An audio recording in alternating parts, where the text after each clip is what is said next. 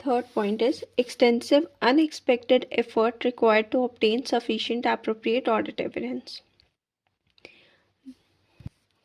मतलब जो भी appropriate audit evidence मिल सकता है उसको झूठ मूठ का डीले करके या ज़बरदस्ती का ज़्यादा एफर्ट्स लगवा के लेने का कोशिश कर रहा है ताकि तुम्हारा काम और डिफ़िकल्ट हो जाए, तुमको अननेसेसरी प्रेशर बिल्डअप हो। इसकी वजह से extensive unexpected effort required to obtain sufficient appropriate audit evidence. This is also a part of significant difficulties faced by auditors. Then fourth point is unavailability of expected information. जो information चाहिए वो है ही नहीं. Then fifth point, restrictions imposed on auditor by management.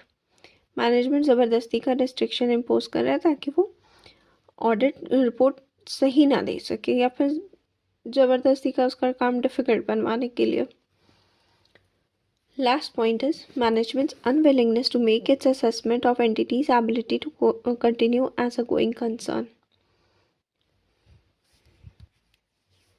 Now last topic, additional communication in case of listed entities regarding independence. अब in case of listed entities, auditor shall communicate with TCWG. listed entities के case में auditor को TCWG को अपने independence के बारे में भी बताना होगा additionally. First is statement that engagement team and others in the firm complied with relevant ethical requirements regarding independence. ठीक है, फर्स्ट में ये कि वो एंगेजमेंट टीम और बाकी के फर्म के लोग कंप्लाई कर रहे हैं रेलिवेंट एथिकल रिक्वायरमेंट से regarding independence.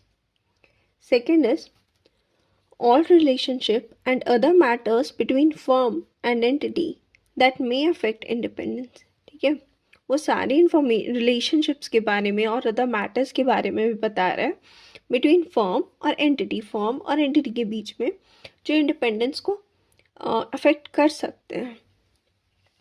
This also includes total fees charge during the period for audit and non audit fees.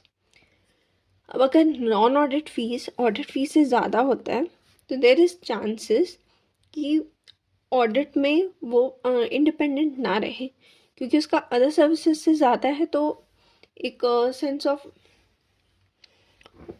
Obligation या फेमिलियरिटी वो थ्रेट टू इंडिपेंडेंस क्रिएट करता है जब नॉन ऑडिट फीस से ज़्यादा होता है.